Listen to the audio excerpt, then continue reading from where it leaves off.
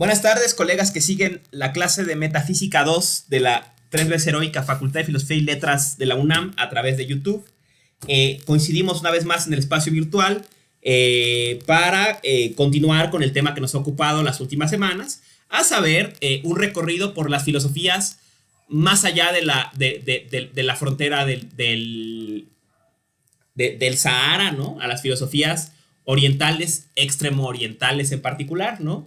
Y para este recorrido hemos seguido particularmente a la tradición budista por su trajinar por la ruta de la seda, ¿no? O sea, empezamos con una sesión dedicada a filosofía en la India, una introducción somera a los conceptos básicos de las filosofías que se gestan en la India con inspiración en los Vedas, ¿no? En la tradición védica. Pasamos de ahí a China, ¿no? Un poco cómo la tradición budista va a generar un proceso de sincretismo en Extremo Oriente con las religiones nativas de China, en particular con las tradiciones que se han englobado bajo el término del taoísmo, ¿no? Leímos un poco del Tao Te Ching, comentábamos un poco sobre otras tradiciones como el confucianismo y finalmente nos enfocamos en el llamado budismo Chan, del maestro Lin Chi, ¿no? Y vimos algunos episodios de la vida del maestro Lin Chi y cómo empieza a gestarse la tradición Chan en China y Zen, para empezar a hacer la tradición Zen en Japón, ¿no? El día de hoy empezamos con una introducción a la filosofía japonesa. Va a ser un proceso, vamos a descansar un poco más aquí porque eventualmente el fin de este recorrido es llegar a los autores, a los filósofos contemporáneos, relativamente contemporáneos, de la escuela de Kioto, ¿no? Llegar a estos pensadores que a la vez que están conectados con la tradición de la filosofía occidental, ¿no? Con Hegel, con Kant, con Heidegger, con Nietzsche, ¿no? Van a estar también fuertemente influenciados por las tradiciones intelectuales propias del Japón, ¿no? Particularmente con las tradiciones budistas que vienen de la India, por supuesto, inspiradas en la figura del Buda histórico, Siddhartha Gautama, ¿no?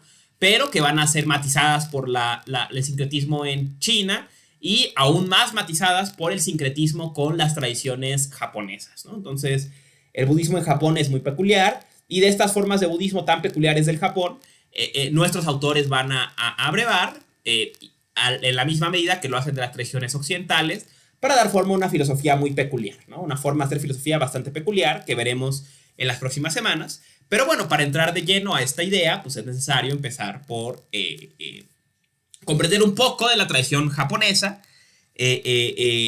intelectual y con ello, bueno, pues es lo que nos ocupa el día de hoy, ¿no? Entonces, empezamos de lleno, ¿no? Con un breve historia de Japón. Vamos a hacer 2 episodios de historia de Japón en esta clase 1, la siguiente otro, ¿no?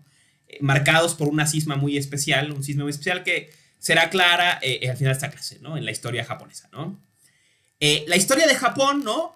Nos podemos remontar al 11.000 antes de Cristo, ¿no? Que sería más o menos la época en la que después de la última glaciación queda aislada del continente, queda aislado del continente este archipiélago japonés, ¿no? El archipiélago japonés se separa del continente al subir el nivel de los mares, ¿no? Y queda la población de esta zona atrapada en una isla, y en una isla muy peculiar. La isla japonesa es inhabitable en un 70% por sus regiones montañosas, ¿no? Entonces, básicamente la vida en Japón y la cultura se ha instalado en los valles donde la vida es un poco más factible, pero esto ha implicado siempre en Japón una falta de espacio y de muchos recursos, ¿no? O sea, porque al igual que los terrenos montañosos son complicados para la vida, también son complicados para la siembra, ¿no? Entonces, Japón va a estar siempre limitado por estas dos cuestiones, ¿no? La falta de espacio para el desarrollo de la vida humana, ¿no? Y también que va de la mano de esto, pues el desarrollo de la agricultura, ¿no? Entonces va a haber siempre polos culturales muy marcados en Japón por las zonas habitables, ¿no? Los testimonios prehistóricos bueno, no prehistóricos, sino digamos los primeros testimonios históricos, sería propiamente dicho, de Japón, quedan registrados por los viajeros chinos, ¿no? Los viajeros chinos que pasan por las costas japonesas y echan un vistazo a la gente que habita en esta isla tan inhóspita, ¿no? Van a darnos un testimonio muy peculiar del japonés de aquella época, o del habitante del archipiélago japonés de aquella época, ¿no? El habitante de este archipiélago, comentan, ¿no? Los historiadores chinos, ¿no? Bueno, los testimonios chinos más bien, ¿no?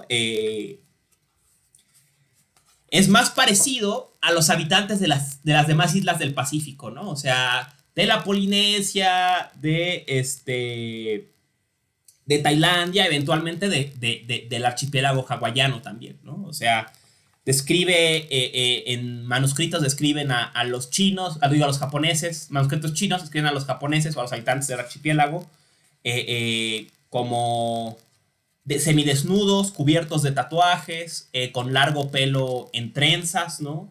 Las mujeres usando hábitos blancos, ¿no? De una sola pieza, y una cultura chamánica, ¿no?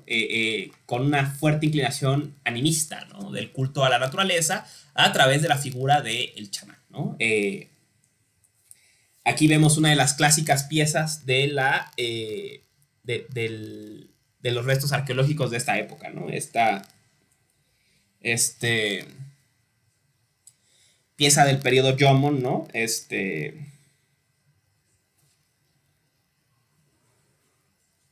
Sí, ¿no? Esta pieza es típica, ¿no? De esta época, de los típicos emblemas, ¿no? Emblemática de estos periodos de la historia japonesa, ¿no?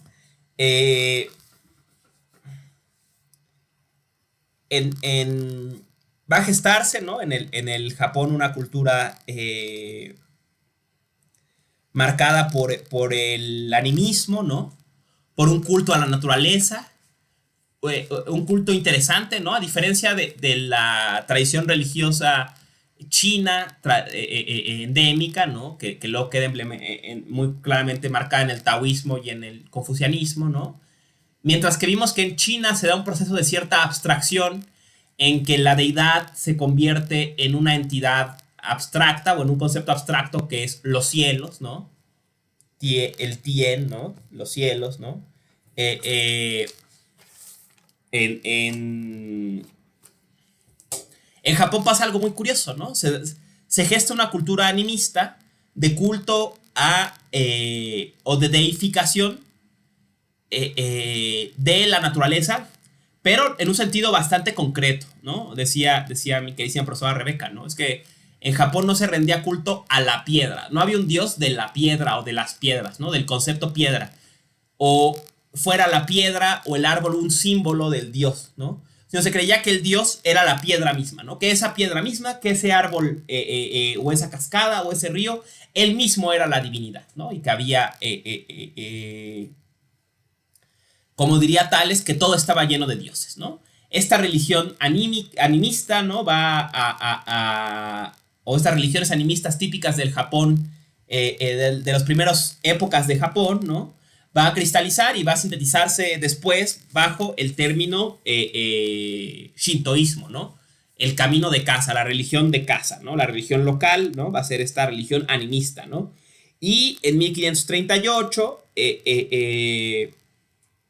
de Baekje va a llegar Baekje, que es parte de los principados de lo que ahora es Corea, ¿no? Va a llegar una misión diplomática a el emperador, al príncipe Shotoku, ¿no? A unas primeras figuras de la familia imperial japonesa, ¿no? Y esta figura, bueno, no, esperen, me estoy haciendo bolas, pero regresando un poco, ¿no? O sea, se manda esta misión a la corte japonesa diplomática desde Corea, y esta misión trae muchas cosas sobre cultura, ciencia, comercio, y en la misión van unos monjes budistas, ¿no? Que vienen desde Corea y que traen, digamos, la recomendación desde la familia imperial coreana de esta nueva religión, ¿no? del budismo, ¿no? Y el budismo se introduce y va a ser el príncipe Shotoku quien la va a convertir en religión oficial, ¿no? El budismo se va a convertir en religión oficial, va a ser en esta época, ¿no? Estamos parados entre los 500 y 700 después de Cristo, que va a establecer en buena medida a través del budismo, ¿no? Una conexión Japón no con Corea, aunque sí la tiene muy importante, pero en particular con el polo cultural más importante de Asia Extremo Oriental, que es China, ¿no? O sea, China se va a convertir siempre en un titán frente a Japón, ¿no? O sea, Japón siempre, aún a la fecha, va a tener una relación tensional con China, ¿no? Una relación de admiración, de apropiación cultural, pero a la vez de cierta fricción, cierta competencia y, bueno, eventualmente de invasión colonial, como pasa en la Segunda Guerra Mundial, ¿no? Pero siempre hay una tensión fuerte entre China y Japón, ¿no? Y esta relación compleja se plasma justo en la asunción del nombre de Nihon, ¿no? De el reino del sol naciente, ¿no? Obviamente, Japón es el reino del sol naciente o el reino de Oriente en contraposición al reino de Occidente, que el reino de Occidente es China, ¿no? Entonces, Japón se da su identidad, se identifica a sí misma como el otro de China, ¿no? Pero en esta época, a través del budismo, ¿no? Va a ser China la influencia cultural principal en Japón, ¿no? A pesar de que, como ya vimos, el budismo llega de Corea, va a ser de China, donde va a estar todo el tiempo importando cultura a través del budismo, ¿no? En 1774 nace un personaje, más o menos, ¿no? Porque, bueno, estas fechas son complicadas. Nace un personaje intelectual crucial en la historia japonesa, que es Kukai, ¿no? Kukai es quizás uno de los primeros filósofos japoneses de los que hay registro, porque, además de muchas cosas, ¿no?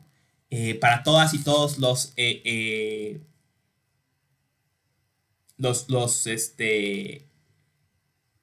amantes de la lengua japonesa, pues le deben mucho a Kukai, ¿no? Kukai introduce el kana, ¿no? O el canon de escritura japonés, ¿no? Básicamente lo que hace Kukai es tomar los ideogramas chinos, ¿no? Agregarles una serie de partículas para asociarlos y utilizarlo para escribir la lengua japonesa, ¿no? Sería, digamos, el inicio del japonés escrito, por lo menos, está muy conectado a este monje budista Kukai, ¿no? Y la posibilidad, entonces, de dejar testimonio de el pensar, ¿no? Es el primer filósofo japonés, se puede decir, es Kukai, sobre todo porque es el primero que deja testimonio escrito, ¿no? O sea, existe la idea, sobre todo muy, muy popular en el siglo XIX y XX, que hay una filosofía japonesa aún anterior, arcaica, ¿no? Pero pues, que está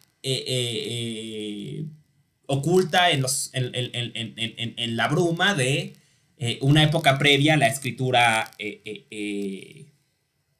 al menos a la escritura influida por el chino, ¿no? Que viene con Kukai, ¿no? Entonces, aparte de eso, Kukai va a parecer una de las sectas japonesas de budismo más importantes, ¿no? Que es el Shingon, el budismo Shingon, ¿no? Aparte del jocoso nombre para cualquier persona que de México, ¿no? El budismo Shingon es una forma de budismo esotérico, o sea, místico, que va a estar particularmente enfocado en la ritualidad, ¿no? El Shingon es muy interesante, valdría la pena estudiar más, ojalá nos diera tiempo, si les interesa más de este tema, les recomiendo ampliamente leer el Sourcebook, el Japanese Philosophy Sourcebook en inglés, o la filosofía japonesa en sus textos en español, es la misma obra traducida, ¿no? El apartado sobre Kukai es muy bueno, y la idea de Kukai y del Shingon, ¿no? Y el énfasis del Shingon, de esta secta budista en la ritualidad, está conectada con la idea un poco de lo que hemos llamado el Wu-Wei, ¿no? El Wu-Wei en el taoísmo, la acción sin agente, ¿no? La idea es que el Shingon enfatiza prácticas rituales que pueden ser recitar sutras, caminar en círculos alrededor de la imagen de Buda, ¿no? La meditación caminando, tocar un instrumento, ¿no? O sea, Este tipo de actividades son típicas del Shingon, ¿no? Recitar sutras, tocar el tambor, ¿no? Caminar en círculos, ¿no? La idea es que haces tanto esa acción, por ejemplo, imaginemos tocar el tambor, haces tanto, la acción la repites tanto que llega un momento en que ya solamente acontece la acción. No la estás haciendo tú, sino solamente está pasando. Digamos, piensa el Shingon que la repetición ritual de una actividad lleva a desdibujar el agente de esa actividad y hacer manifiesto, de hecho, piensan ellos, ¿no? Dice, al menos Kukai, ¿no? Que toda actividad de hecho es sin agente, o sea, simplemente surge, acontece. Digamos, piensan ellos, ¿no? Es una ilusión que soy yo quien toma la botella de agua, ¿no? Que yo deseé y decidí tomar la botella de agua, ¿no? Sino que es como si cayera un rayo, ¿no? O sea, como si dijera, yo decidí que cayera el rayo, yo decidí que lloviera al rato, yo decidí que lo que sea, ¿no? Es solo una ilusión del ego, ¿no? Y que a través de la repetición, a través de la repetición ritual de una actividad, se hace manifiesto que las acciones solo acontecen. Y no acontecen desde un yo, digamos, ¿no? Que el yo es solo una ilusión en las acciones, ¿no? Entonces este budismo Shingon ritual es muy interesante. La figura central del Shingon va a ser el Buda Dainichi, la figura de Dainichi Buda. El Buda Dainichi es el llamado Buda cósmico o Buda universal, ¿no? Se le suele simbolizar, no tengo ahorita una pieza de esa, la estaba buscando, pero no la encontré. Pero se le suele pintar, si lo buscan a Dainichi en Google, ¿no? La pieza típica es un Buda, una imagen de Buda que se desdibuja y se convierte en el cosmos, ¿no? Vemos, ¿no? En estas primeras formas de budismo, en las que queda testimonio en el Japón, ¿no? El énfasis en la inmanencia, ¿no? Ya hablábamos de lo importante que era la inmanencia para la religión local del Japón, ¿no? Lo que luego se va a llamar el Shinto, la senda de casa. Pero también en el budismo Shingon es muy importante, ¿no? O sea, en otros términos, ¿no? Podría decirnos Kukai, ¿no? Que en la medida en que practicamos ritualmente cualquier actividad, o sea, la hacemos muchas veces, con énfasis en hacerla perfectamente, sin pensar en el objetivo, digamos, ¿no? Por decir, usando un ejemplo de unos queridos amigos, ¿no? Si vas todos los años a Chalma, va a llegar un momento en que vas sin pensar, ¿no? En que ya no piensas en los pasos que vas dando, ¿no? O en las pedaladas que vas dando, pedaleando hacia Chalma, ¿no? Hay un momento en que simplemente acontece el viaje a Chalma. No eres tú el agente que lo hace, sino solo pasa. Y que cuando llegas a ese punto ritual, o el ejemplo típico, este ejemplo es típico del taoísmo, pero Nishida lo usa hasta el cansancio, ¿no? Que es el de tocar un instrumento, ¿no? Estás tocando la guitarra, ¿no? Y al principio estás muy atento, luego menos atento, y eventualmente ya ni piensas en el movimiento, ¿no? En los movimientos que haces con tus dedos, ¿no? Ya no lo piensas, simplemente acontece, ¿no? Pensaría Kukai, ¿no? Que llegado a ese punto, estás de algún modo canalizando o haciendo manifiesto al Buda Dainichi, al Buda universal. Está aconteciendo el Buda universal a través de una acción sin agente, ¿no? Vemos también, ¿no? Es obvia la influencia de esta forma de budismo con la tradición taoísta, ¿no?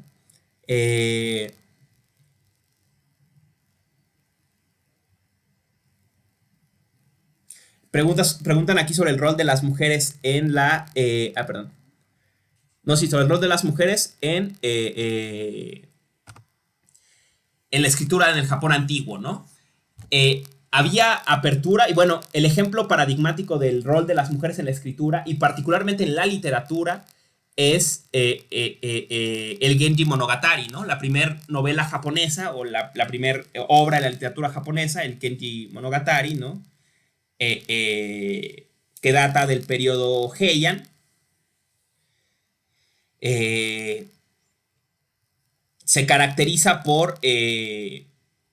la tradición pone a la autora como una mujer, ¿no? Entonces, la madre de la literatura japonesa es una mujer. No recuerdo ahorita el nombre, discúlpenme. Aunque escribí un texto sobre eso en mi columna del mes pasado del Rincón del Haiku. Hablo sobre el rol de la mujer en la literatura japonesa, el rol de lo femenino en la literatura japonesa sería más correcto decir, ¿no? Y menciono este episodio del Genji Monogatari, de los cuentos de Genji, ¿no? el Quijote de la literatura japonesa, digamos, y que, bueno, es escrito por una mujer, ¿no? Entonces, sí hay algo y una idea, ¿no?, que atraviesa el arte japonés, particularmente la literatura, de que el refinamiento propio de la literatura y la emotividad voluptuosa, dicen algunos autores, ¿no? O sea, la emotividad multidimensional son propiedades femeninas, ¿no? Y son las cualidades necesarias para la literatura, ¿no? Que es desde lo femenino, desde donde se puede hacer literatura. Se piensa en algunos cánones de literatura japonés, ¿no? Y el símbolo de esto, insisto, es la autora de Genji Monogatari, ¿no? De los cuentos de Genji, ¿no? Pero de algún modo redondear con esa cuestión, ¿no? El ejemplo de la respiración, muy buen ejemplo, ¿no? De estas acciones, ¿no? Y la respiración es claro porque también podemos hacerla consciente, ¿no? Y quien no ha tenido esa experiencia desde niño, que estás pensando, ay, estoy respirando, y luego sientes que si lo dejas de hacer conscientemente te vas a ahogar, ¿no? Pero bueno, ¿no? Continuando, ¿no?, con esta breve historia del Japón, ¿no? Bueno, parpadear, otro ejemplo claro, ¿no? Muy buenos ejemplos, ¿no?, en que ven este tema de la ritualidad, ¿no? Y su rol para hacer manifiesta una acción sin agente, que es un tema, decíamos, evidentemente de corte taoísta, pero que va a resurgir en el budismo japonés en muchos lados, y entre ellos en el Shingon, ¿no? En el budismo Shingon de Kukai, ¿no? Muere Kukai en 835 después de Cristo, ¿no? Estamos ya hablando de que el budismo tiene unos 300 años en Japón, ascendiendo una de las religiones más importantes, pero con una fuerte influencia de China, ¿no?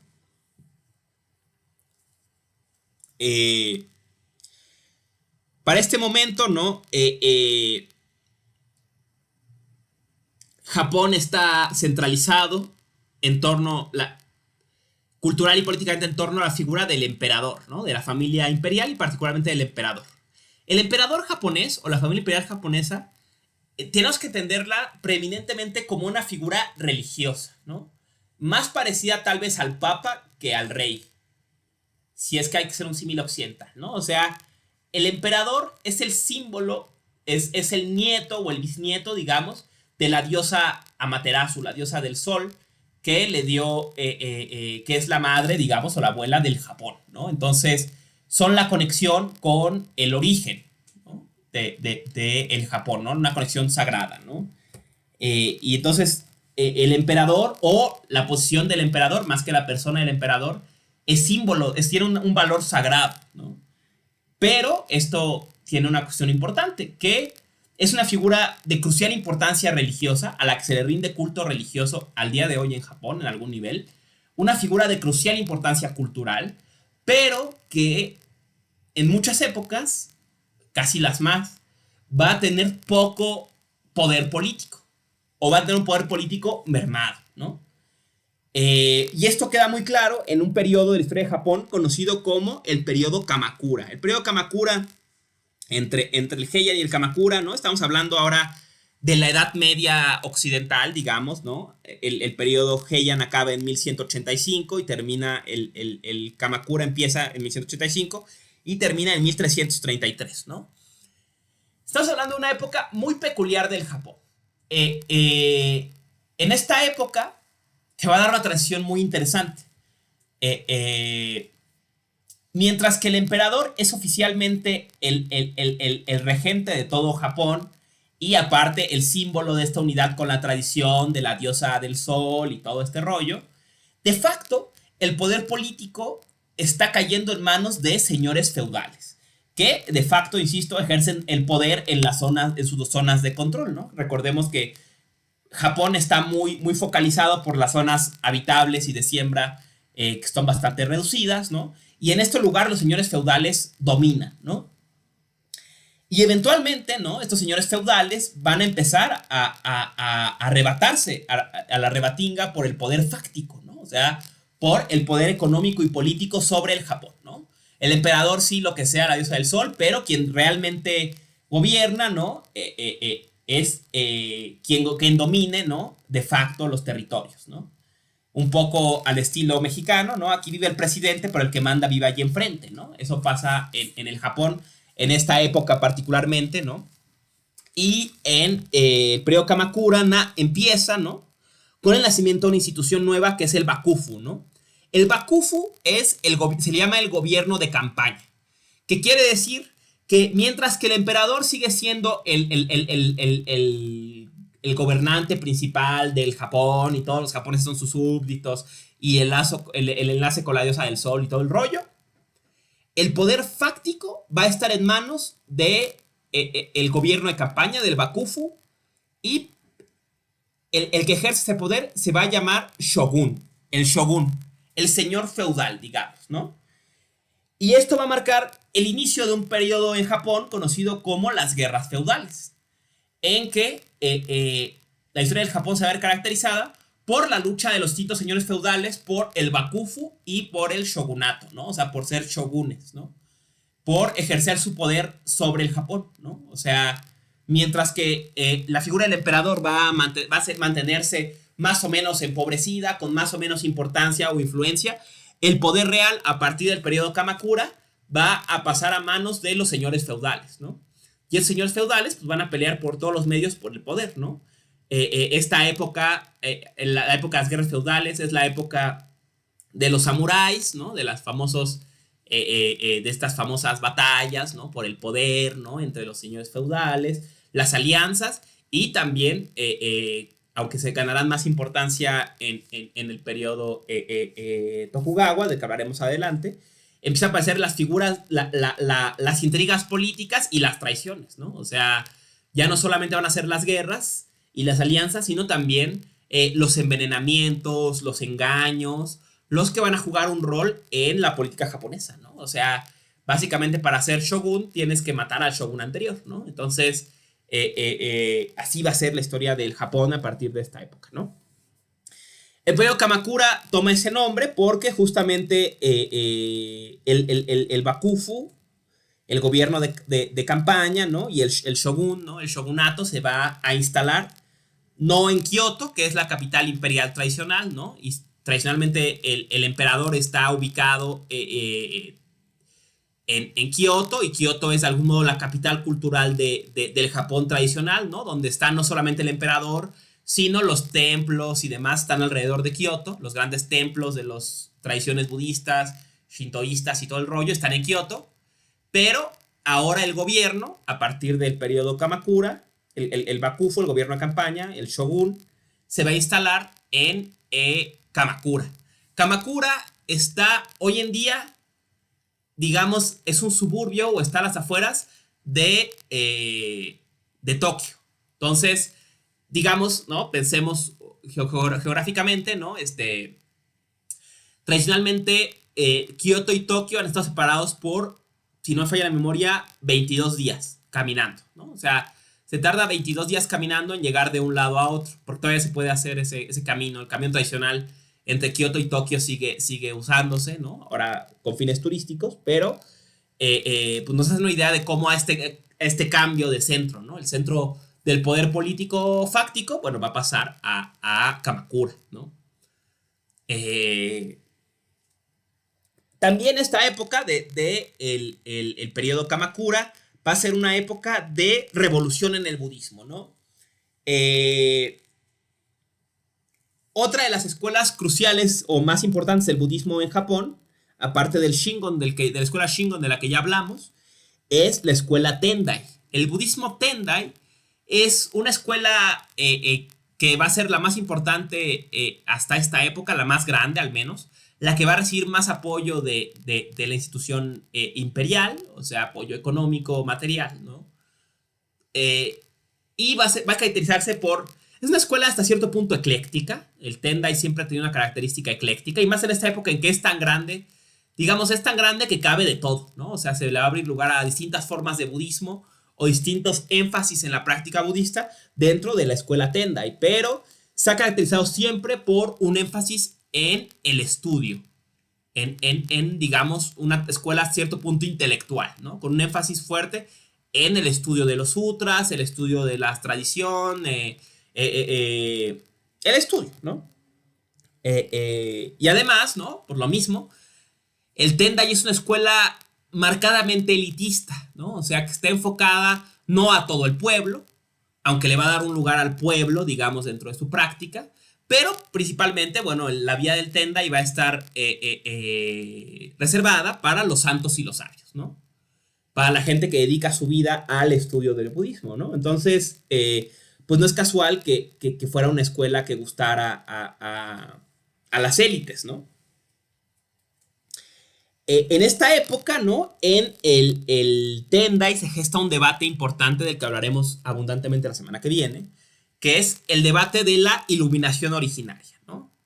Un poco la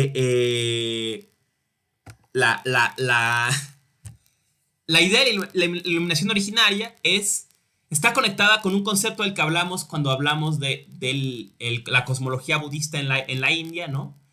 Y es la idea, no sé si recuerdan, de que según la cosmología india, budista de la India, todos los seres, por un cierto instinto de autoconservación, al menos una vez en su andar por el samsara y sus infinitas reencarnaciones, alcanzaron la iluminación, ¿no? O sea, la idea es que cuando se destruye el universo, ¿no?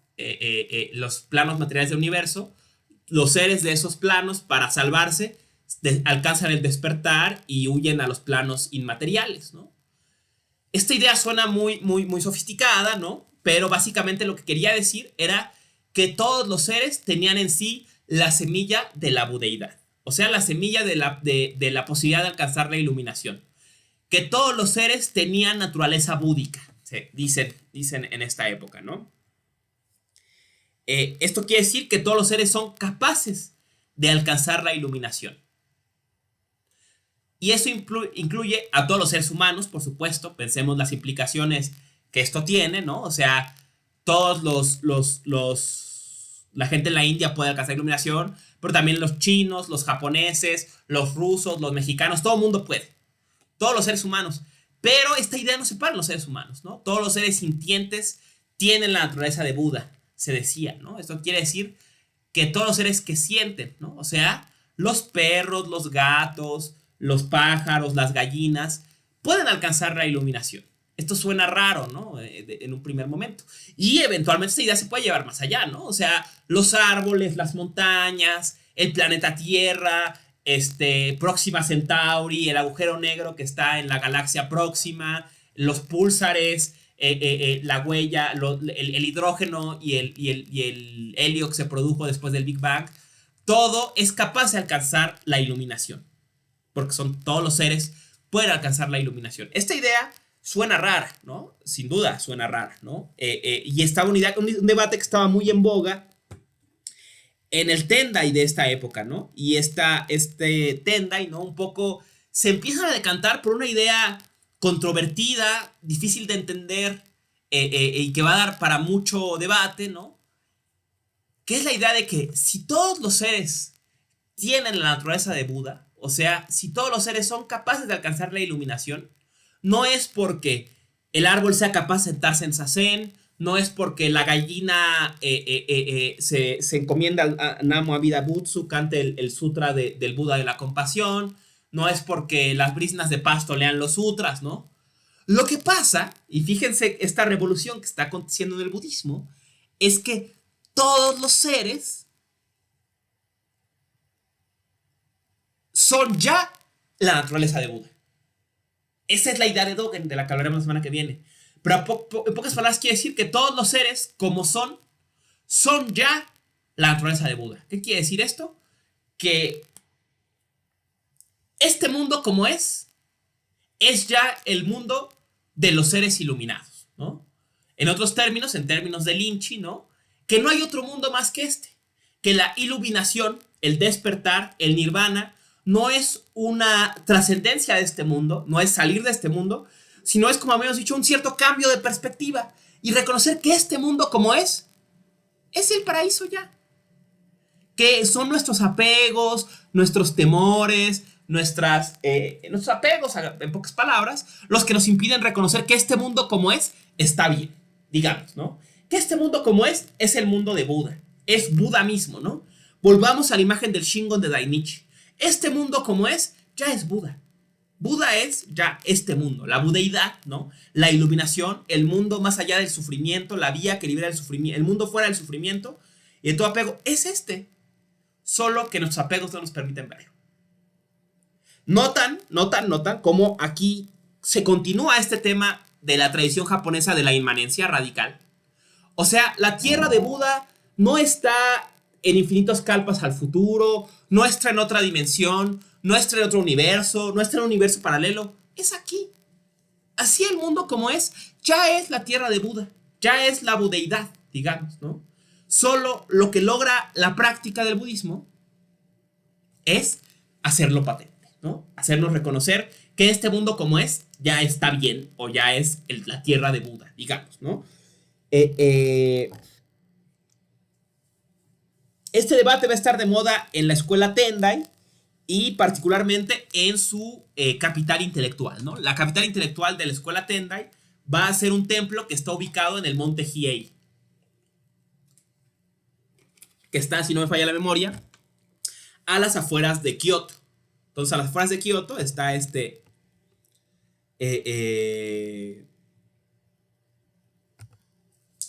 bueno, se menciona en el chat. Sí, concuerdo completamente. Esa es un poco la idea, ¿no?, que Ueda tiene. Decía, ¿no? El monte Hiei está a las afueras de Kioto y era de algún modo la capital intelectual del el budismo Tendai, ¿no? A donde las personas más interesadas en el estudio del budismo llegaban a continuar su formación enfatizada en el estudio, ¿no? No en las rituales, no en ni siquiera tal vez en la meditación nada más, sino en el estudio, ¿no? Y en el monte Hiei, en el siglo XIII, ¿no?, alrededor del 1200, va a haber una revolución. De esta revolución van a nacer dos de las escuelas más emblemáticas del budismo japonés. Podemos decir incluso tres de las escuelas más emblemáticas del budismo japonés, ¿no? El budismo... Y no es que no existieran antes, claro, ¿no? O sea, ya había influencia de estas escuelas porque muchas de ellas están conectadas con tradiciones que vienen de China y eventualmente incluso de la India, pero que van a adoptar su identidad propia en Japón a partir de esta revolución. Y esto se habla particularmente del budismo Zen y del budismo Shin. Estas dos escuelas se van a escindir, digamos, del Tendai, ¿no? Hablemos brevemente del Shin, porque del Zen vamos a hablar más la semana que viene, porque aunque ya había Zen con Eisa y con otros personajes anteriores, el padre de la escuela Zen Soto, o sea, la escuela Zen enfocada en la meditación, va a ser justamente Dogen, ¿no?, que regresará con las ideas del Zen después de un viaje a China, buscando responderse a la pregunta: si todos los seres tienen la naturaleza de Buda ya, ¿para qué sirve la práctica del budismo?, ¿no? O sea, si todos los seres ya son la naturaleza de Buda, entonces ¿para qué practicar? ¿Para qué meditar? ¿Para qué raparse la cabeza? ¿Para qué comer, llevar una dieta vegetariana? ¿Para qué todo eso, no? O sea, ¿cuál era el chiste si todos los seres ya tienen naturaleza de Buda, no? Eso es lo que se pregunta Dogen, ¿no? Pero bueno, hablaremos de él la semana que viene y del nacimiento de la secta Zen Soto, ¿no? Alrededor del 1230, digamos, ¿no? Más o menos, englobando la fecha, ¿no? Pero hablemos un poco de la secta, de las sectas del Shin, ¿no? Del budismo Shin. El budismo Shin va a partir, ¿no?, de este contexto, de estos debates sobre la iluminación originaria que están gestándose en el Tendai, ¿no? Pero van a responder en un sentido contrario, ¿no? O sea, los dos grandes maestros de la escuela Shin, que al menos nos ocupan aquí, son Honen, ¿no? Que por cierto tengo por aquí una imagen de Honen, ¿no? Aquí está el templo de Honen. Discúlpame, Honen, si me equivoco identificándote, ¿no? Pero según yo, es esta la imagen de Honen, ¿no? Este era Honen. Este de aquí, ¿no? Decía, ¿no? Entonces está la imagen de Honen y Shinran. Estos serían los dos personajes de la escuela Soto, digo, la escuela Shin. Los dos van a venir del Tendai, van a conocerse en el monte Hiei y van a empezar a cuestionar la idea de la iluminación originaria, ¿no? Insisto, ellos lo van a responder en un sentido contrario a lo que va a hacer el Tenda y eventualmente el Zen, ¿no? Con esta culto a la inmanencia. Ellos dicen, dice Honen y dice Shinran, dice, ¿por qué si en las escrituras de Buda, en los diálogos de Buda, se relata que la gente conocía a Siddhartha, Siddhartha les decía una cosa, les gañaba el ojo, les daba una flor, les daba la mano, y ellos alcanzaban a despertar? Así de fácil. ¿Por qué ahora es tan difícil? ¿Por qué ahora hay que raparse la cabeza y sentarse en zazen y predicar los mantras y leer los sutras y hacer un montón de cosas y peregrinar e ir a China y regresar de China y hacer un chorro de cosas, ¿no? ¿Por qué se ha vuelto tan difícil alcanzar la iluminación si en la época de Buda era tan fácil, ¿no? Ellos van a adoptar entonces un concepto cosmológico muy interesante de la tradición budista, que es el concepto que está presente desde la India, que es el concepto del mapo. El mapo es la idea de que el poder salvífico del Dharma, o sea, el poder salvífico de la enseñanza de Buda, decrece con el tiempo. O sea, como que la enseñanza del Buda era más potente en la época de Siddhartha que ahora. Y eso quiere decir que entre más pasa el tiempo en una era cósmica, es más difícil que los seres de esa era cósmica escapen del samsara o del ciclo de muerte y resurrección del mundo del sufrimiento y del apego, ¿no? Y eso deja pues un cosmos completamente pesimista, ¿no? En que la vida es sufrimiento, la causa del sufrimiento es el deseo, pero no hay vía que nos libere del sufrimiento, ¿no? Estamos atrapados eternamente en samsara, ¿no?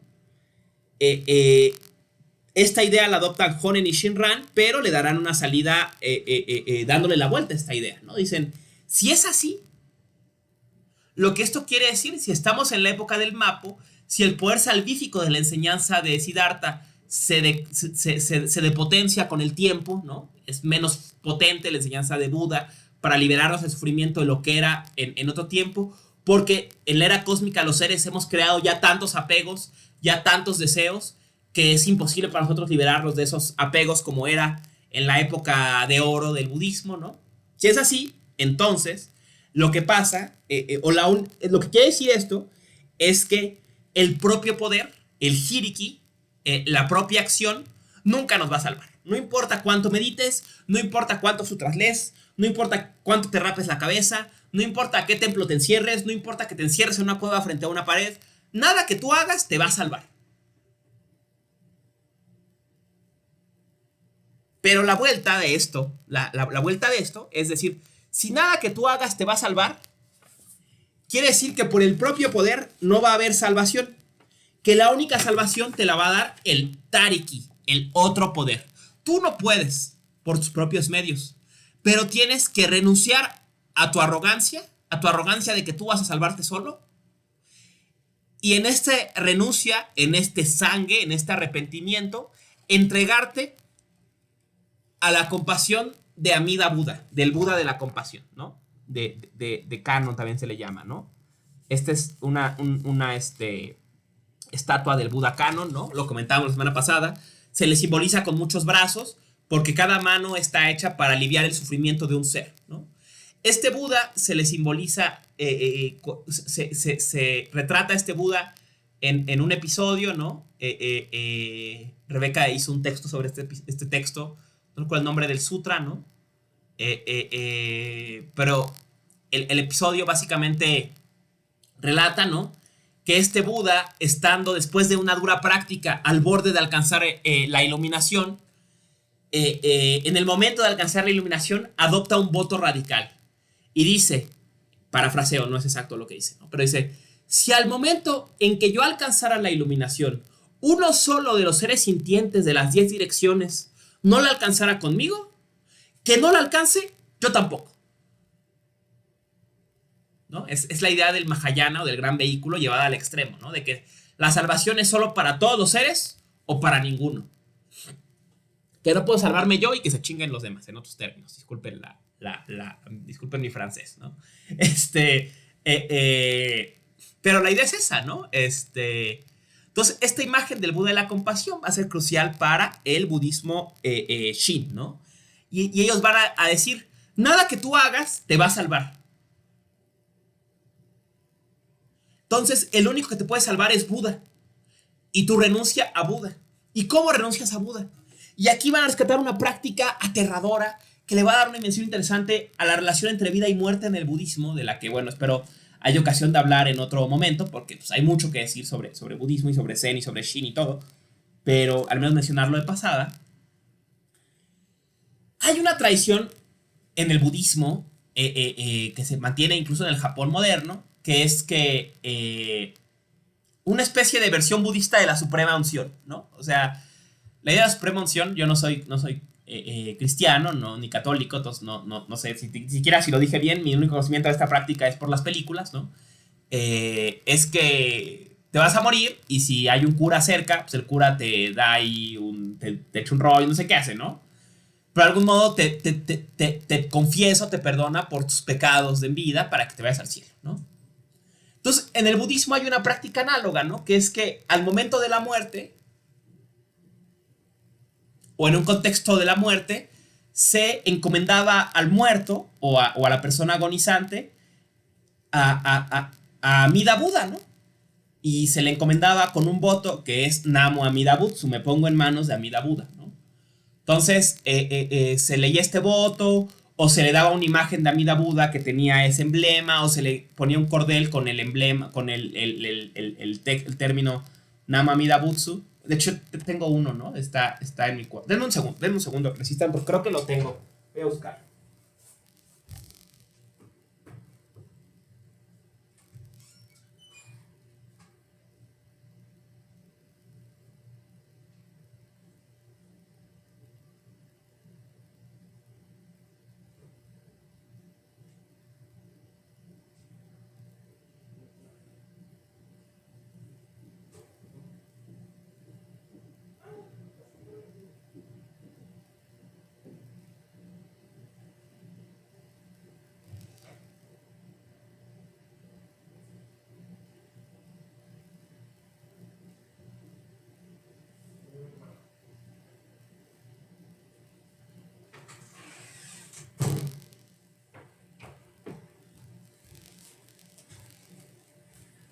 Bueno, disculpe, no lo encontré, pero bueno, es una caligrafía que dice el voto de Buda, ¿no? Y que se da en los templos y demás, ¿no? La idea, insisto, es que pues al momento de la muerte, ¿no? Te encomendabas a Buda y el mito era que antes de que te murieras iba a llegar Buda y te iba a salvar y te iba a llevar a un paraíso donde podías alcanzar la iluminación, ¿no? Dicho grosso modo la idea de esto, ¿no? Entonces el Shin va a adoptar esta práctica mortuoria, ¿no? Porque se hace tanto cuando alguien agoniza como después, ¿no? Incluso hay un ritual medio morboso en el Japón, después de que incineran a alguien, en que se dispone, se acomodan los huesos, la familia acomoda los huesos con una especie de palillos largos, ¿no? Y se hace recitando, ¿no? Namo Amida Butsu, Namo Amida Butsu, no, no, no. Entonces toma estos rituales mortuorios del Shin y los extiende a toda la vida. Entonces va a decir, por ejemplo, Shinran, que nada que tú hagas te va a liberar del sufrimiento, porque ya somos los seres de este momento del Kalpa tan corruptos que nada que hagamos nos libera del sufrimiento. Entonces, y estamos tan llenos de apegos que aun cuando nos esforzamos por liberarnos, nos apegamos a nuestro carácter de monjes budistas, por ejemplo, ¿no? O sea, él lo ve desde la institución monástica, ¿no? Dice que no es un apego también apegarse al hábito budista, apegarse a la cabeza rapada, a la imagen de Buda, a las prácticas, ¿no? O sea, todo ese rollo, ¿no? Entonces, somos tan corruptos que ni los budistas ni los monjes se pueden liberar porque están apegados a la idea de ser monjes, ¿no? Entonces, la única forma de que te liberes es poniéndote en manos de Buda, como si a cada momento de tu vida estuvieras a punto de la muerte. Y entonces, en ese momento, con tu corazón puro, digas Namo Amida Butsu. Y si tú lo dijeras una vez en tu vida con el corazón puro, dice Shinran, bastaría para que alcanzaras la liberación. Si lo dijeras honestamente desde el arrepentimiento de tu arrogancia y reconociendo tu incapacidad, eso implicaría la muerte de tu ego y la liberación del sufrimiento, digamos, glosando un poco la idea, ¿no? Y esta práctica budista no está obviamente limitada a los monjes, ¿no? Es para toda la gente. Cosa que fue el gran motivo de controversia del Shin, ¿no? O sea, el Shin entra en crisis porque cuestionaba pues, el estatus elitista de las instituciones budistas de su tiempo, porque la práctica del Nembutsu, de decir el nombre de Buda, pues era posible para los campesinos, para los comerciantes, para las prostitutas, para todo el mundo, ¿no? Y esto pues no agradó, ¿no? Y llevó a que se les exiliara tanto a Honen como a Shinran y a sus 20 y tantos seguidores del Monte Hiei. Creo que se instalaron después en un momento se instalaron en Kioto, porque en Kioto todavía está tanto la cabaña de Shinran como la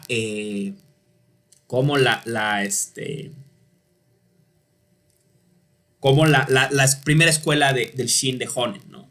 De hecho, si no me falla la memoria, creo que es en el grupo no sé, les voy a poner la foto, les voy a hacer la foto accesible, pero hay una foto del estanque, tengo una foto del estanque de Shinran, ¿no? Donde Shinran practicaba y donde practicaba, ¿no? Y es un estanque muy bello y es el mismo donde practicaba Shinran, ¿no? Básicamente es un pozo, ¿no? Pero bueno, una imagen muy, muy, muy bella, ¿no?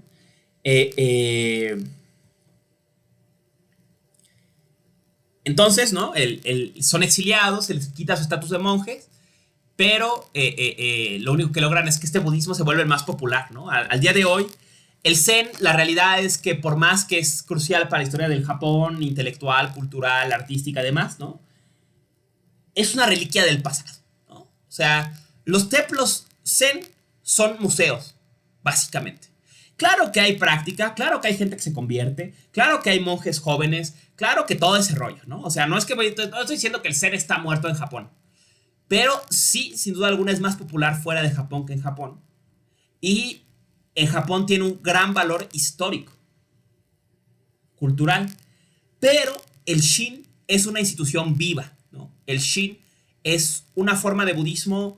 En los templos Shin, muchos de ellos son modernos, están hechos de concreto, porque hay actividad actual y retiros y pláticas y todo el rollo, ¿no? O sea, es una institución que sigue muy activa, ¿no? Y que además se ha diversificado y es hoy en día la institución budista más numerosa del Japón, ¿no? La mayoría del budismo en Japón es una forma de Shin, ¿no? Porque decíamos, ¿no? Que tres escuelas importantes salen de la revolución del Monte Hiei: el Zen Soto de Dogen, el Shin de Honen y Shinran, y habría que mencionar a una forma heterodoxa de Shin, digamos, que es también un budismo japonés autóctono, ¿no? Que es el budismo de Nichiren, ¿no? El budismo de Nichiren. Entonces, estas tres escuelas salen del Japón y particularmente el Shin y el budismo Nichiren van a influenciar fuertemente a una organización llamada Soka Gakkai. El Soka Gakkai, que es una institución budista muy grande, la que tiene más seguidores en Japón, que es una especie de budismo heterodoxo, pero particularmente con influencias de Nichiren y de Shin, que tiene millones de seguidores en Japón y que ahora se ha expandido a nivel mundial, ¿no? Siendo una de las instituciones budistas con más seguidores, el Soka Gakkai. Y para que se hagan una idea de qué tan seguidores tiene el Soka Gakkai, a quien conozca la Ciudad de México, ¿no? En el Monumento a la Revolución, si caminas hacia Insurgentes, creo que es hacia Insurgentes, una de esas calles, ¿no? Hay un edificio muy grande que tiene, está cerca de un puesto de quesadillas muy famoso, estas quesadillas muy grandes, muy, muy, muy grandes, unas quesadillotas así, no sé, muy grandes, ¿no? Quien las conoce ya sabe de qué quesadillas estoy hablando. Frente a ese puesto tan famoso, hay un edificio muy grande que tiene una especie está como en declive un poco la entrada, ¿no? Tiene como una especie de rampita, sí, muy, muy inclinada, en la entrada, como de fibra de vidrio.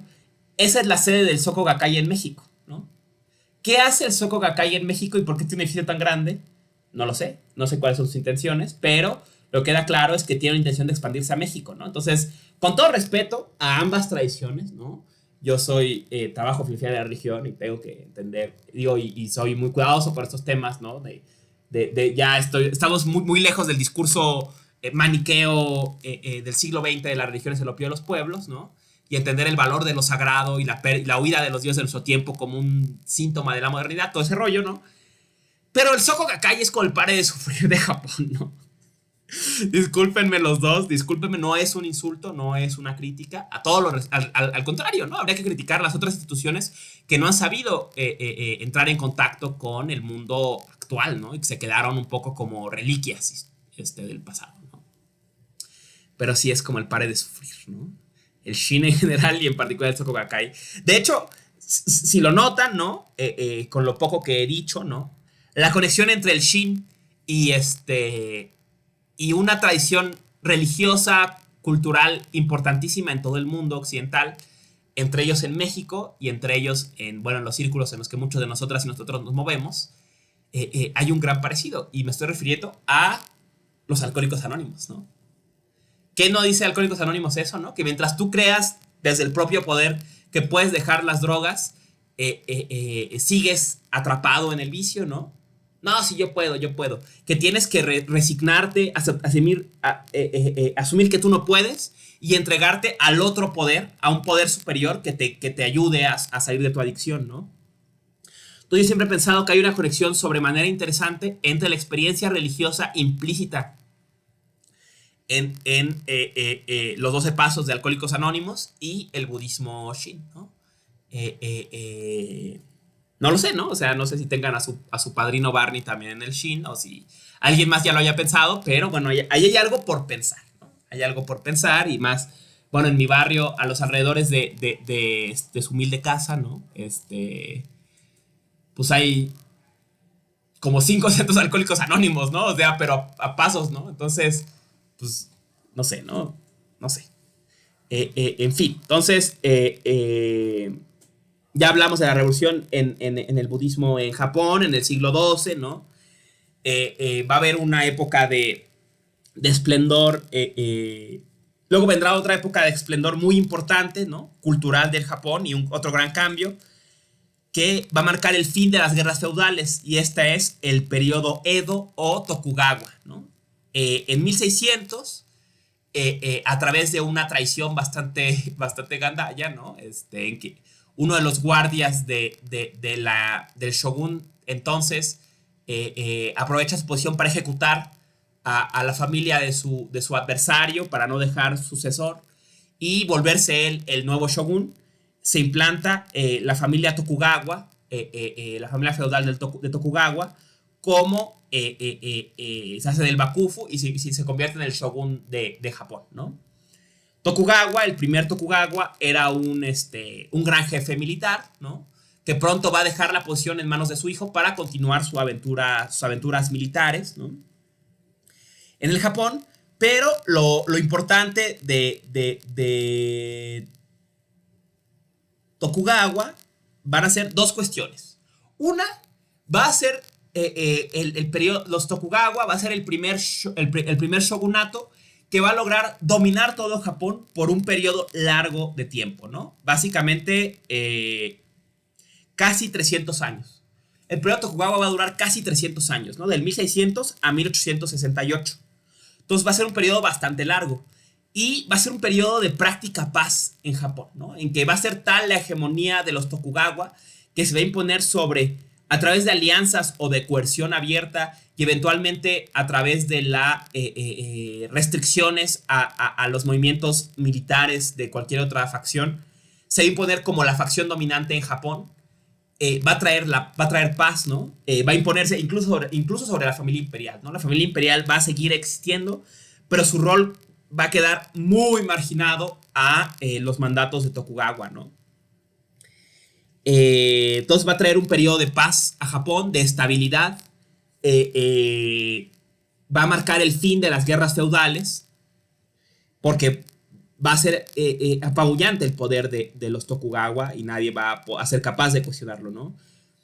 Va a ser, por ejemplo, esta época en la que en las artes marciales se populariza el uso de armas encubiertas. Va a empezar en esta época en que pues toda posesión de espadas era vista como una amenaza a la hegemonía del gobierno, a lo que luego se va a llamar el Kokutai, ¿no? O sea, la ortodoxia, el status quo del gobierno, ¿no? Pues va a ser esta época, el periodo Tokugawa. Va a empezar con el periodo Tokugawa, ¿no?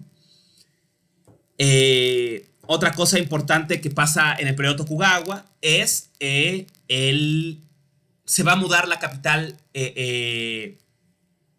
decíamos, ¿no? Se llama periodo Tokugawa o periodo Edo. Tokugawa por la familia y Edo por su capital, ¿no? Así como el periodo Kamakura puso su capital en Kamakura, ¿no? Y la capital de Japón estuvo paseando, la capital del Bakufu estuvo paseando en la época de las guerras feudales. Va a rematar en el periodo Edo Tokugawa instalándose en Edo, ¿no? Y ya sabrán ustedes, ¿no? Quien conozca un poco de historia de Japón y quien no lo sabrá en este momento, ¿no? Edo es lo que hoy en día es Tokio, ¿no? De hecho, va a ser después del periodo Tokugawa que el emperador va a cambiar el nombre de Edo a Tokio, ¿no? El puerto de Tokio, entonces va a ser la capital. A partir de este momento y hasta ahora, la capital del Japón va a ser Edo, ¿no? Y luego Tokio, ¿no? Según la época, el nombre, pero es el mismo lugar, ¿no? Otro hito importante que va a enfrentar el periodo Tokugawa va a ser la burocratización de la cultura japonesa, ¿no?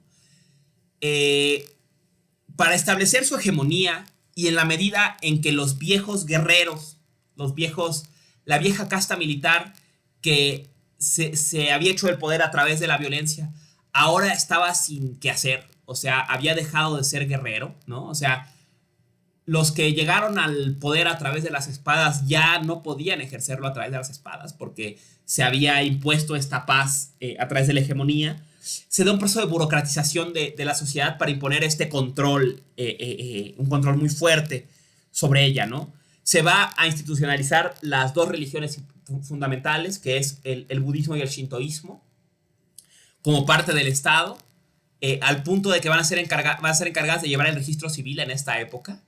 O sea, cuando nacías, tenías que ir a un templo shinto a registrarte, y cuando te morías, tenías que morir en un templo budista. Entonces, así se llevaba el registro. Se da el famoso registro de los apellidos familiares, de las casas, un registro que todavía existe en Japón, ¿no? Técnicamente en Japón, si tú llegas a una base de policía y dices, estoy buscando al señor Narita, los mapas tienen quién vive en cada casa, ¿no? Entonces te llevan con el señor Narita, ¿no? No tienen que decir, estoy buscando el número 23 de la colonia no sé cuántos, ¿no? Dice, vengo con el señor Narita y hay mapas que ubican a dónde está cada persona, ¿no? Entonces da un fuerte registro civil, que no tanto como es parte de la hegemonía que está imponiendo los Tokugawa, ¿no? Y además, ¿no? Se da un proceso de boom cultural, ¿no? En que esta casta guerrera en el poder va a utilizar sus recursos y su tiempo pues, en alimentar la cultura, ¿no? Muchos elementos típicos de la cultura japonesa, como el teatro kabuki, el teatro no, todas estas artes escénicas japonesas, ¿no? La ceremonia del té, van a ganar no es que no existieran antes, pero van a ganar gran popularidad el periodo Tokugawa, porque van a ser financiadas por la casta guerrera, ¿no? La casta militar, que va pues, a estar un poco convertida en una casta burocrática, ¿no? Un proceso, yo siempre imagino análogo a lo que pasa en la Revolución Mexicana, ¿no? En que pasan los caudillos a convertirse en funcionarios del gobierno naciente, ¿no? Entonces esto va a pasar en el periodo Tokugawa, ¿no? Con la burocratización. Y otra cosa importantísima para nosotras y nosotros es que alrededor de los 1500, como ustedes saben, ¿no? Del otro lado del mundo, ¿no? Europa va a estar lanzándose a una serie de aventuras coloniales, ¿no? Después del descubrimiento de América, ¿no? Las aventuras coloniales van a estar a la orden del día, ¿no? Y en los 1528, si no me equivoco, en el texto que les mandé viene, no recuerdo la fecha exacta, llega el primer barco de exploradores portugueses a las costas del Japón, ¿no? Entonces, no es que Japón fuera desconocido completamente para los occidentales desde la época de la Ruta de la Seda, pero es en esta época, en los 1500, que se vuelve a establecer un contacto entre Japón y Occidente, un contacto importante, digamos, ¿no? Y ese contacto, bueno, eso genera shocks culturales importantes, ¿no? Y va a ser básicamente articulado por las dos grandes potencias coloniales de el Japón de esta época, ¿no? Digo, de la Europa de esta época, que son por Portugal, ¿no? En su momento, y luego España, ¿no? Eh, Todo empieza cuando un barco español que estaba evadiendo a los piratas ingleses del Atlántico rodea el planeta Tierra completo para llegar a la Nueva España a través de las islas del Pacífico, a través del Pacífico. Y en este recorrido naufragan, ¿no? Naufragan frente al archipiélago japonés y son rescatados por los monjes budistas, ¿no? Al ser rescatados, el capitán se presenta como embajador de la corona española y inicia una relación diplomática con Japón, ¿no? Una relación que va a estar en buena medida reducida, en primer momento reducida a apoyo a naufragios, pero que irá creciendo, ¿no? Y algunas relaciones comerciales, pero que irá creciendo, ¿no? A los años, y este es un dato interesante para la gente que vive aquí en México, que sigue esta clase aquí en México, si algún día van a Acapulco, que seguramente eventualmente irán porque está muy cerca de México, ¿no? Después de que se tomen una michelada y se compren su aceite de coco y todas las cosas que uno tiene que hacer cuando va a Acapulco, si andan por el malecón principal, ¿no? Marquesa, ¿no? No, ¿cómo se llama, no? El malecón principal, donde están los hoteles, todo, donde los de risa en vacaciones, ¿no? Bueno, si andan por ese malecón, ¿no? Recórranlo, ¿no? Y a la altura de, creo que es por donde está el restaurante de los buzos, se llama, no, nunca he ido, pero lo he visto. Hay una plaza dedicada a el primer barco japonés que llega a entonces la Nueva España, ¿no? Hay gran historia de esta misión, ¿no? Después de este primer encuentro accidentado con los españoles, va a mandar ahora a Japón una misión diplomática a España. Esta misión diplomática a España va a cruzar el Pacífico y a llegar al puerto de Acapulco, que en ese tiempo es parte del Imperio Español, ¿no? De la corona, es parte del dominio de la corona española. Va a llegar este barco japonés a Acapulco. Aparte, imagínense un barco japonés de velas tradicionales llegando a Acapulco. De ahí su tripulación se va a quedar un año en Acapulco, mientras el diplomático que va en la misión va a cruzar México hacia Veracruz, a San Juan de Ulúa. De San Juan de Ulúa, como era costumbre, parte hacia España, va a llegar a España y su viaje va a culminar en el Vaticano, va a llegar hasta el Vaticano, ¿no? Entonces va a ser una de las primeras misiones japonesas, el primer contacto entre Japón y Occidente. Sobra decir, ¿no? Como pueden imaginarse, ¿no? Que primero el interés era diplomático, comercial, pero conociendo pues los estilos españoles. Eventualmente el interés fue religioso, ¿no? Y entonces empezaron a llegar las misiones cristianas, ¿no? De hecho, mira, estas piezas son geniales, ¿no? Ellos fueron los primeros japoneses que llegaron en esta misión bueno, no fue la primera misión, estos llegaron en una segunda misión al Vaticano, ¿no? Y al llegar a Florencia, se les retrató, ¿no? Se les retrató a este joven de 18 años, no recuerdo, entonces por ahí está su nombre, ¿no? 1585 es esta pieza, ¿no? Llegan justo al Renacimiento, ¿no? Y los pintan, ¿no? En Florencia, ¿no? A estos jóvenes japoneses que llegan al Vaticano a mostrar, de manos de misioneros occidentales, a mostrar que es viable impulsar el cristianismo en Japón, ¿no? Para finales del siglo XVI, ya eran decenas de miles los monjes,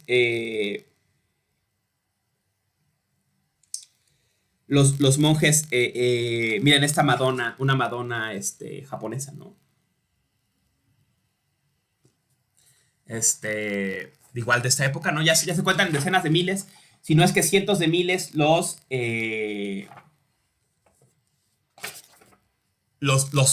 convertidos al cristianismo en Japón, y las instituciones japonesas empiezan a sospechar que tal vez no todo es risas y abrazos con los nuevos amigos europeos y que en el fondo la intención es el dominio colonial de Japón a través de el dominio cultural y colonial de Japón a través del cristianismo, ¿no? Esto va a llevar a que el emperador presione al shogun a que haga algo y eventualmente va a ser Tokugawa quien haga algo, ¿no? De hecho va a ser su nieto, si no me equivoco, quien finalmente va a tomar la resolución. El tercer Tokugawa, digamos, en el poder. En 1611 se va a lanzar un decreto de expulsión de los extranjeros, ¿no? Esto quiere decir que Japón va a cerrar sus fronteras, va a expulsar a todos los extranjeros, va a ilegalizar el cristianismo y va a cerrarse por 260 años a la influencia de Occidente. Claro, este cierre no es total, ¿no? Se va a mantener abierto el puerto de Nagasaki a el comercio exclusivamente con los holandeses. Según el motivo es, por un lado, que los holandeses ya están metidos ahí. De hecho, parece que son concejales holandeses quienes aconsejan al shogunato cerrarse completamente a Occidente. Y según los japoneses, a los holandeses solo les importa el dinero, ¿no? Entonces ellos sí están de acuerdo quieren compartir comercio, lo que no quieren es compartir cultura, digamos, ¿no? Entonces, si quieres lana, si es por lana, bienvenido, pero si quieres traer tu religión, tu cultura, eso no. Entonces, se va a fortalecer la hegemonía del periodo Tokugawa con este cierre de fronteras, ¿no? Con China, con Corea y con todo el mundo, ¿no? Y va a continuar por 260 años, ¿no? Otra cosa que va a florecer en la época Tokugawa, con estos guerreros convertidos en burócratas, va a ser la idealización del el Bushido y la idealización de la época de los samuráis, ¿no? Entonces, no es que estoy diciendo que los samuráis no existían o que el Bushido o las artes marciales y la cultura marcial japonesa no existiera antes, pero va a ser en esta época de paz en que se van a dedicar sin número de páginas y reflexiones a glorificar el pasado militar japonés y a crear estos ideales de lealtad japonesa, ¿no? No es que no existiera. La realidad es que el samurái japonés no era el guerrero honorable que se suele pintar en la literatura y en el cine, ¿no? Era un soldado a sueldo y ya, ¿no? Esta idealización se da mucho en este periodo Edo, ¿no? Irónicamente, quien crea el Bushido o el camino de la espada, ¿no? Esta idea del camino de la espada, van a ser guerreros que no pelean, ¿no? De hecho, en esta época, la espada, bueno, desde antes lo era, pero en esta época será muy marcada, la espada va a devenir un símbolo de estatus, ¿no? Vamos a ver aquí, seguramente hay bastantes espadas, ¿no? Porque una de las típicas artesanías de la época es la espada, ¿no? Otra típica que no puedo encontrar ninguna, ¿no? Entonces,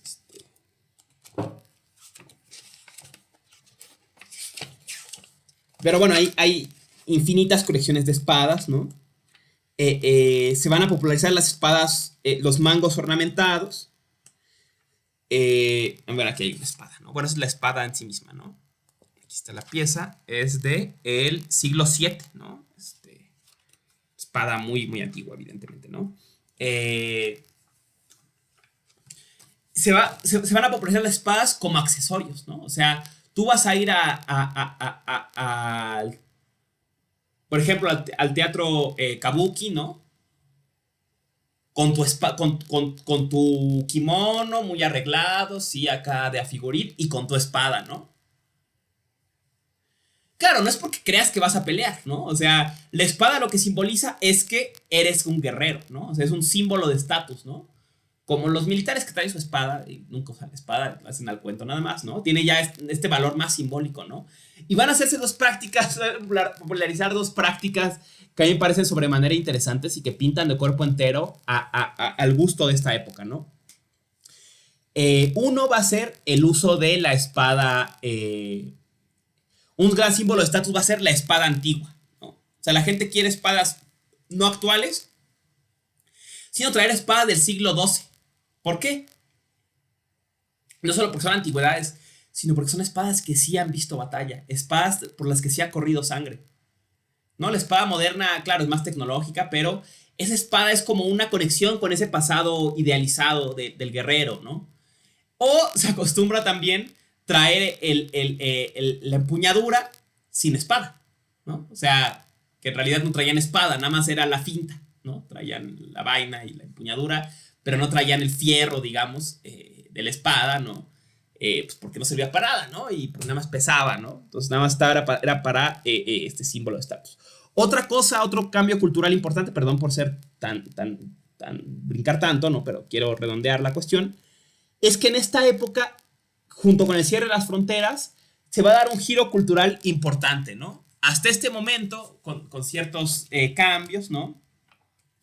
Se consideraba como la principal influencia cultural de Japón había sido China, ¿no? Y entonces las piezas chinas eran muy tomadas como lo más valioso, ¿no? O sea, estoy buscando una pieza china, ¿no? Para mostrar. Pero bueno, tienen la idea, ¿no? Piezas de este tipo, ¿no? O sea, la porcelana, con mucho adorno, mucho color, eran símbolos de estatus, ¿no? O sea, digamos, en una casa japonesa de cierto estatus, ¿no? Todos los días se usaba la vajilla japonesa, ¿no? Que era más modesta, menos ornamentada, y que en el mejor de los casos intentaba emular la China, el ornamento de la China, ¿no? Pero era más sobria, solía ser más sobria, sino es que muchas veces era vilmente funcional, ¿no? En un solo color, en el color del propio material, ¿no? Funcional completamente, ¿no? Era la del diario, digamos, ¿no? Pero en los días especiales se sacaba la vajilla china, ¿no?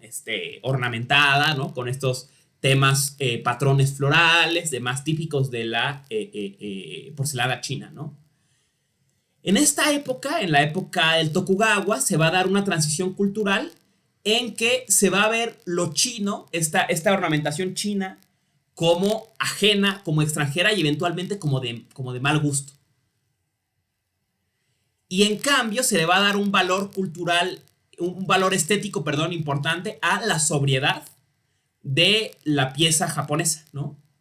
Entonces la pieza funcional va a ser la que se va a volver el símbolo de estatus y la pieza ornamentada china, importada, va a ser la que se va a volver nak, digamos, perdón la palabra, ¿no? Pero un poco es la idea, ¿no? Entonces se va a poner de moda este estilo japonés, ¿no? Que hoy relacionado mucho con la vajilla japonesa, que es mucho más sobria que la china, ¿no? Pero va a ser en esta época por este énfasis en la identidad local, y que poco a poco se va a convertir abiertamente en nacionalismo en contraste con lo chino, ¿no? O sea, se va a crear la idea de que Japón, sí, claro que Japón toma de todos lados, ¿no? Japón tomó el budismo de China, la cultura de China, de Corea, de todos lados, pero Japón tiene el poder de darle, el espíritu japonés es la capacidad de perfeccionar esas artes y volverlas exquisitas, digamos, ¿no? Pensemos en el estilo, en la idea de la vajilla, ¿no? La vajilla china es guarra, ¿no? O sea, no es que yo lo crea, ¿no? Al revés, son hermosísimas, son piezas bellísimas, pero pues muy cargada, ¿no? La idea es que el japonés, claro, toma eso de China, pero la vuelve, la perfecciona y la vuelve la pieza sobria, sin muchos adornos, perfecta, ¿no?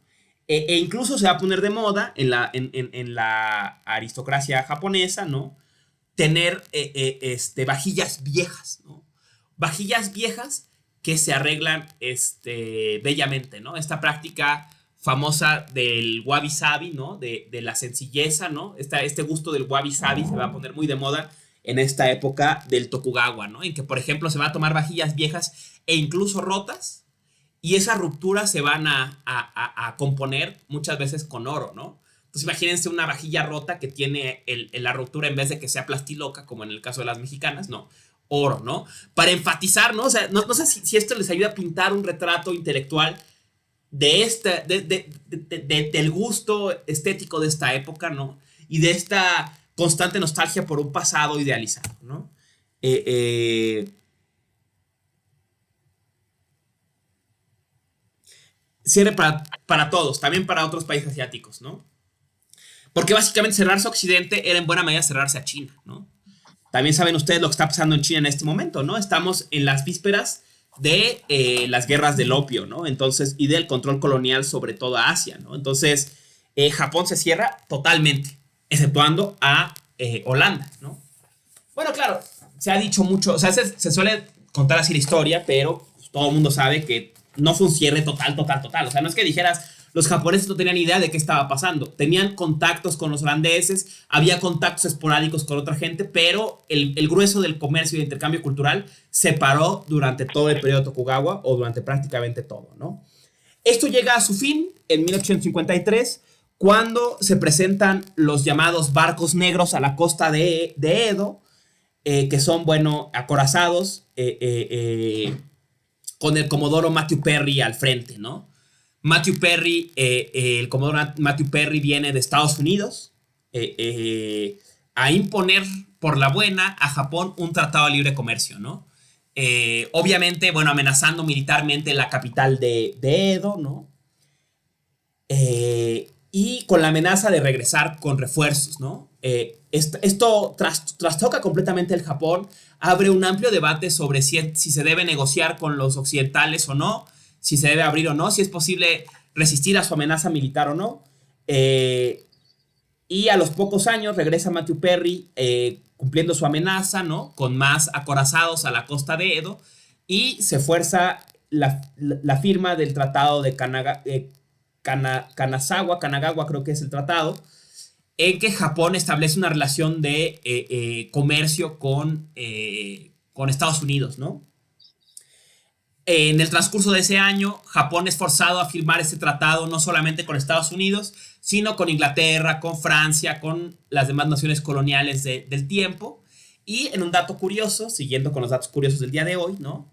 Se ve forzada a firmarlo también con... Bueno, no se ve forzada. Cuando se viene a terminar el trabajo del tratado de Kanagawa a Washington, ¿no? Viene una misión japonesa a Washington. En esa misión japonesa coinciden en Washington con una embajada del gobierno, creo que es de Comonfort en ese tiempo en México, ¿no? Coincide con una embajada mexicana. Y parece que un poco en la sala de espera, ¿no? Sale la plática de, oye, ¿tú de dónde vienes, güey? Ah, no, pues yo soy de un país que se llama Japón y que es una isla y que está por allá. ¿Y tú? Ah, no, pues yo soy de otro país que está aquí abajo y que, bueno, comemos tacos, no sé, ¿no? Entonces sale la plática y México le dice, oye, ¿quieres que seamos amigos? Y Japón dice, ¿qué? ¿Cómo, no? Y dice, bueno, vamos a ser amigos, ¿no? Entonces, lo que estoy diciendo un poco jocosamente es que es México el primer país que establece una relación diplomática en condición de iguales con Japón. Por eso la relación diplomática entre Japón y México, a pesar de no ser tan profunda, siempre ha sido tan afortunada, ¿no? Por eso Japón tiene tanta injerencia en lo que respecta a cultura en México, ¿no? O sea, el liceo japonés, o sea, bastante influencia por esta relación casual, pero tan afortunada con México, ¿no? Y ni tan casual, ¿no? O sea, realmente, bueno, están del otro lado, de un lado y otro del Pacífico, ¿no?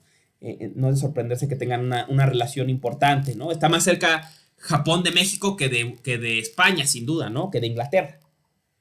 Entonces, se da esta relación de iguales, se firma este acuerdo, un acuerdo que va a traer colonias japonesas a México, una en Chiapas, otra en San Luis Potosí, y va a empezar un cierto proceso de migración japonés a México a finales del siglo XIX, inicios del XX, de donde sacamos muchos de nuestros contactos casi inconscientes con el Japón en México, como es nuestro gusto por el Yakult, nuestro gusto por los cacahuates japoneses, ¿no? Todo eso viene de la época de o estas misiones o colonias japonesas que se ponen en México a partir de ese tratado equitativo Japón-México de finales o de mediados del siglo XIX, ¿no? Entonces, bueno, que siempre me ha parecido una historia interesante, pero bueno, es un dato, ¿no? Extra que no agrega demasiado. Lo que sí agrega, ¿no? Es que esta apertura a Occidente y particularmente esta amenaza de armas como los acorazados de esa época, que bueno, todavía eran muy rústicos, pero no tenían nada que ver con los barcos de madera del Japón, ¿no? Este shock, ¿no? Es tal que es suficiente para hacer colapsar la institución del shogunato y del bakufu en general, ¿no? O sea, empieza unas grandes fricciones entre el emperador, que ostenta en esa época una posición conservadora, y el Bakufu, que se está viendo forzado a negociar con las potencias occidentales. Llegan a un choque tan fuerte que intentan llegar a hacer la paz a cierto punto a través de un matrimonio entre el hijo del shogun y una de las miembros de la familia real, ¿no? Se van a casar, pero en condiciones medio raras ambos mueren, y eventualmente muere el propio emperador, y sube al poder el sucesor a la corona es Meiji, ¿no? O se le nombra como el emperador Meiji, que en 1866 decreta el fin de la institución del Bakufu, o sea, el fin de los shogunes, y regresa todo el poder político, económico, militar a manos del emperador, ¿no? Entonces el emperador pasa a ser una figura solamente cultural o preeminentemente cultural a ser otra vez una figura política y militar. Si no es que por primera vez se vuelve una figura política, económica y militar fundamental, aparte de cultural, es a partir del decreto que hace Meiji en 1866, y con ese acto pone fin a las guerras feudales, pone fin a los shogunes. Bueno, ya había terminado las guerras feudales, pero pone fin al shogunato, a esta figura de gobierno de campaña del Bakufu, y ahora todo el poder pasa a manos del emperador, que a la vez que busca regresar a un Japón arcaico idealizado, se ve forzado a modernizar Japón en buena medida e incorporar los saberes y formas occidentales a Japón. Este periodo es conocido como la restauración Meiji, y es el inicio del Japón moderno, ¿no? Se considera que es esta la cisma entre el Japón premoderno, el Japón de los shogunes, digamos, y el Japón moderno, el Japón abierto a Occidente, que va a venir a partir de la restauración Meiji, ¿no? En esta época va a figurar personajes como Nishida, Suzuki, Raicho, son hijos de la restauración Meiji, ¿no? Pero esos los veremos la semana que viene, ¿no? Entonces, hasta aquí la historia de Japón, ¿no? Una historia de Japón hasta la restauración Meiji, ¿no? Hablemos, ¿no? Este último parte de la clase, ¿no? Como lo prometido es deuda. Primero vamos a mudarnos a donde estemos más cómodos, ¿no? No, habíamos quedado que íbamos a hablar sobre Zazen, y vamos a hacerlo en un espacio adecuado al Zazen. Discúlpenme porque vean otro espacio de mi casa, ¿no? Y que ahora coincidamos en el suelo, ¿no? Que tengan que ver mi cuerpo de pandemia, ¿no? Bueno, voy por mi cuadro. Lo digo de memoria. Vamos a hablar un poco de Zen, ¿no? Les pedí que leyeran la práctica del Zen de Ueda y la segunda parte de Libertad y lenguaje del maestro Eckhart y el budismo Zen, igual de Ueda. Los dos vienen en Zen y filosofía. Y estos textos intentan, bueno, explicar qué es el Zen, ¿no? A la vez son textos introductorios. Es evidente la ragamen heideggeriana de Ueda y su fuerte conexión con personajes como Nishitani y Nishida, ¿no? Entonces, pues bueno, sin duda es interesante, ¿no? Entonces déjenme, saco Zen y filosofía.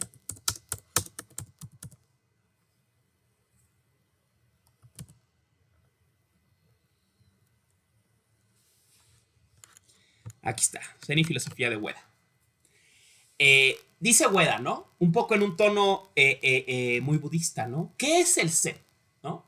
¿Qué es Zen? ¿Qué significa Zen? Decía un maestro Zen contemporáneo una vez en la UNAM, ¿no? Decía, Zen es como un aplauso. Es un sonido, Zen. O así es como pegar con el piso. Zen, ¿no? Zen. ¿No? Esos ejemplos usaba Sensei, ¿no? Ueda dice algo parecido, ¿no? Zen es los árboles y el agua y demás, ¿no? O no es nada, o es una palabra que sale de la boca, ¿no? ¿Qué es el Zen? Pues una palabra, entre otras, ¿no? O sea,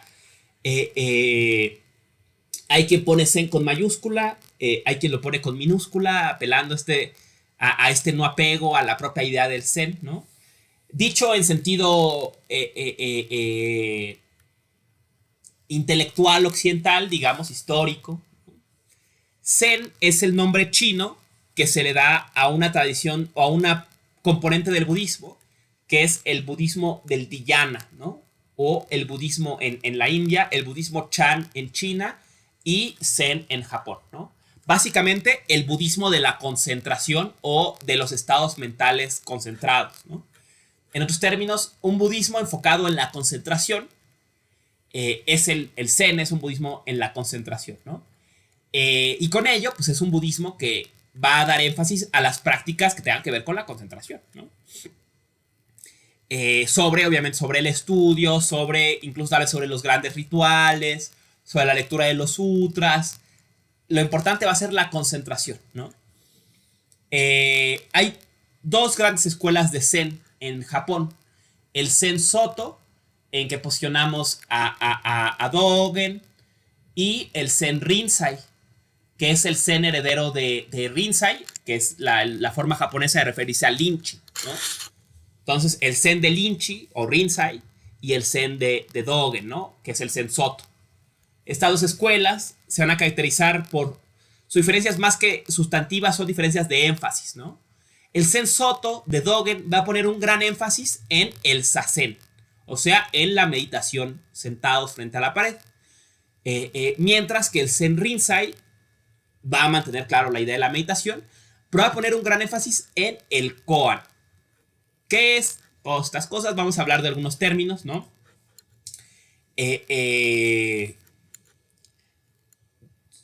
Presenta Ueda dos o tres componentes fundamentales que él cree que caracterizan la práctica del Zen, ¿no? La práctica del budismo enfocado en la concentración, o sea, el budismo Zen. Va a ser el Zazen, o sea, la meditación sentado frente a la pared. El Sanzen, o sea, todas las prácticas después de levantarse de la meditación. Y en el otro texto voy a citar un tercer elemento que es el Shamu, o la contemplación de la naturaleza tal cual es. Estos serían los tres elementos, dos o tres elementos que él reconoce en la práctica del Zen, ¿no? La diferencia entonces estaría en el énfasis, ¿no? Hablemos, ¿no? Un poco sobre estos elementos, ¿no? O sea, el budismo Zen es un budismo entonces enfocado en la concentración, y una de sus expresiones más claras es la de el Zazen o la meditación sentados, ¿no? ¿Qué es el Zazen? Vamos a intentar mostrarlo, ¿no? En lo posible. Insisto, disculpen el desastre en mi casa y mi cuerpo de pandemia, ¿no? Que bueno, tampoco es que estuviera muy en forma antes, ¿no? Pero bueno, vamos a... Pongo un poquito para atrás, espero que se me escuche. Voy a subir un poco la voz para incomodar a mis vecinos y bueno, que se me vea, ¿no?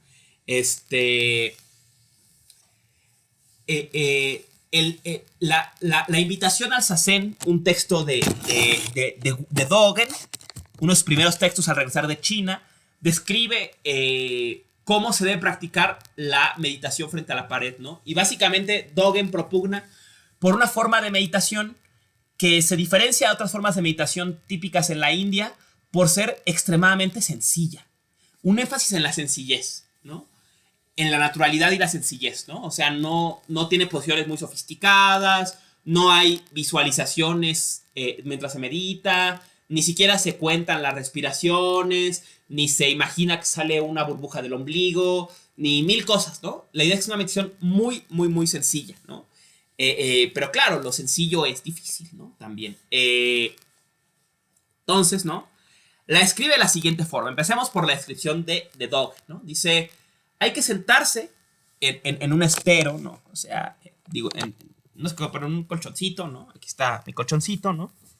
Quitemos el otro, ¿no? Él propone que se debe sentar uno en loto. Obviamente yo no lo puedo hacer, ¿no? Sobra decir, ¿no? No les recomiendo que si sus ingles y rodillas no están acostumbrados, no lo intenten.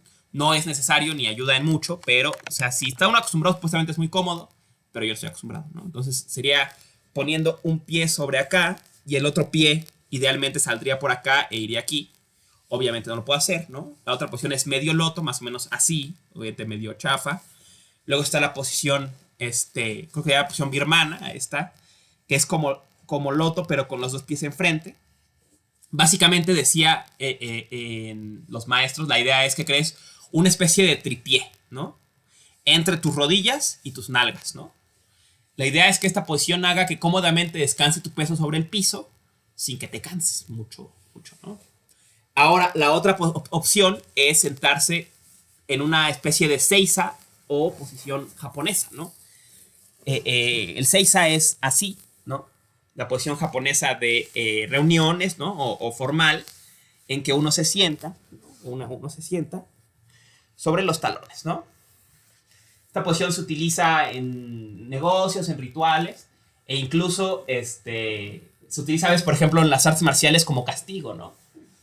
Es una posición en la que idealmente, de hecho es rara porque el chiste del seiza es que no es cómodo, ¿no?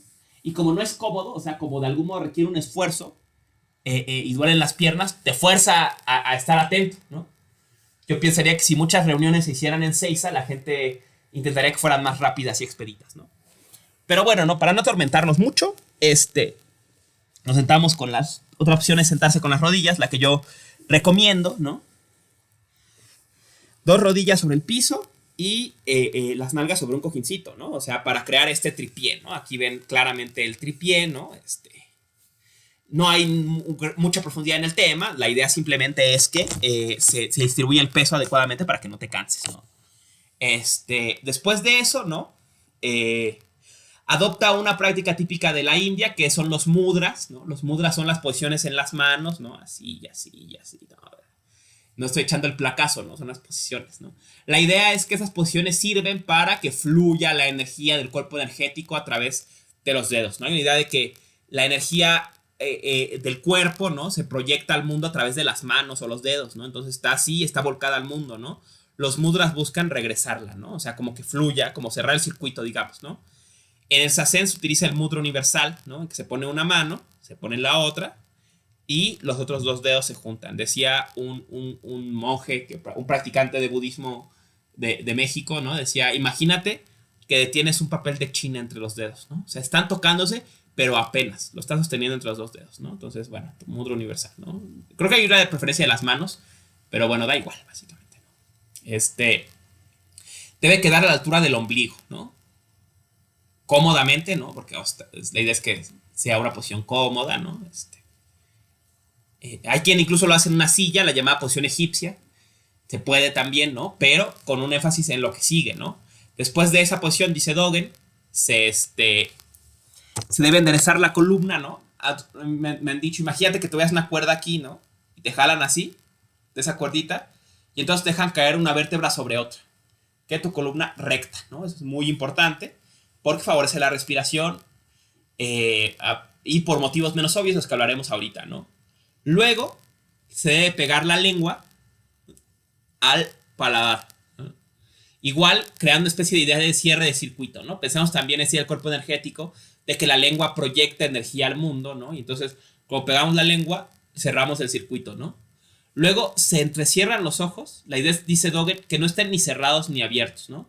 Normalmente cuando uno ve a una imagen de un Buda que está en Zazen o alguien practicando, parece que tiene los ojos cerrados, pero en realidad los tiene abiertos, ¿no? O sea, como cuando los entrecerramos, ¿no? Tal vez no se deje percibir aquí lo que estoy haciendo con mis ojos, ¿no? O sea, realmente los tengo abiertos. Y ahora decía la mirada no va dirigida hacia arriba, como en las imágenes medievales de los santos, ¿no? Ni hacia enfrente, como estaría, digamos, en el día a día, sino hacia abajo, ¿no? Imaginen que ven un cuadrante, piensen en el muro, ¿no? Está enfrente, arriba, ustedes van a ver el cuadrante de abajo, ¿no? O sea, digamos, imaginaos, no estoy viendo ni acá, sino como por acá, ¿no? Pero con mi espalda recta, idealmente, ¿no? Lo más recta que pueda. Entonces, espalda recta, lengua vean al paladar, ojos entrecerrados, viendo hacia el cuadrante bajo, digamos, y manteniendo una respiración normal, tranquila, regular, ¿no? Idealmente no se debe de contar la respiración, ni se debe de ser una respiración diafragmática profunda ni nada, ¿no? Porque esto es una meditación muy sencilla, con pocos pasos, digamos. Pero bueno, obviamente, pues para uno que empieza, pues es difícil, ¿no? Entonces yo les recomiendo que intenten contar sus respiraciones. Incluso intenten contar inhalación y exhalación, ¿no? 1, 2, 3, 4. Pues siempre por la nariz. Respiren normal, o sea, ni muy profundo, ni muy superficialmente, normal, ¿no? Si pueden contarles ayuda, si no intentan al menos, si prefieren o creen que ya lo pueden hacer, intenten solo seguir su respiración. Inhalo, exhalo, inhalo, exhalo, inhalo, exhalo, inhalo, exhalo, inhalo, exhalo, ¿no? Eh, y ahora, ¿no? O sea, y la idea es que al sentarte, ¿no? Se puede explicar de muchas formas. La idea, la forma más clara, a mi parecer, es imaginen que sus pensamientos son nubes en el cielo, ¿no? O piénsenlo así, ¿no? Siempre andamos en las nubes, ¿no? O sea, literalmente. O sea, yo estoy pensando, ay, cuando acabe la clase tengo que ir a comer y tengo que ir a hacer no sé qué y tengo que limpiar tal cosa y tengo que ir a pagar el predial y no sé, ¿no? Un montón de cosas tengo que hacer, ¿no? Siempre estamos de una nube a otra, ¿no? Intenten en el Zazen, no es que podamos quitar las nubes, ¿no? O sea, inevitablemente vas a estar sentada, sentado y va a venir a tu mente, ay, ¿y si habrá estado Panchito coqueteando conmigo ese día o no? O, ay, ¿qué voy a comer ahorita que acabe? O, ay, chin, dejé conectada mi teléfono en la casa, ¿no? O sea, mil cosas, ¿no? Solo no se fijen en esos pensamientos, déjenlos. ¿Qué pasa? ¿Qué pasa? Como las nubes, ¿no? Que las lleve el viento, ¿no? Y ustedes pongan su atención, si es que tiene sentido decir esto, en el cielo. O sea, en el campo en que acaecen los pensamientos, en la mente, digamos, ¿no? Dicho en término muy general, ¿no? O sea, no en el pensamiento, sino en la mente. Decía un sensei, ¿no? Sobre esta posición, ¿no? Él decía es lo contrario al pensador, ¿no? El pensador está así, ¿no? Y ese es el pensador de Rodin, ¿no? Y sí es un símbolo perfecto. Dice esta posición enconchada, una posición antinatural, una posición que está encerrada en sí misma, ¿no? Y dice, claro, el pensador, ¿qué está pensando? Se está pensando así, ¿no? Porque está enconchado, él decía, ¿no? Está enconchado así. Y sí es cierto, ¿no? El pensador de Rodin está enconchado. Y él decía, imagínense que la cabeza es una antena, ¿no?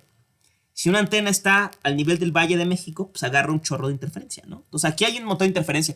Y aquí están tus pensamientos, y hay oye, qué guapo está Juan, a ver, le voy a mandar un mensaje a ver si me pela, y no sé qué, y ya van a abrir la facultad, y qué onda con las vacunas, por qué no pude ir a firmar mi contrato, por qué está tan cara las lavadoras, no sé, mil pensamientos están aquí, ¿no? Y él decía, cuando te pones derecho, queda la interferencia, está aquí queda la interferencia. Tú te pones por arriba, ¿no? Para captar lo que esa interferencia no te deja escuchar, ¿no? Imaginemos un radiotelescopio, ¿no? O sea, si está aquí, pues capta puras MIG 106.5, ¿no? Si te pones arriba, pues ya capta otras señales, ¿no? Sería un poco la idea o la metáfora que se utiliza para explicar esto, ¿no? Entonces, es el rol de esta posición.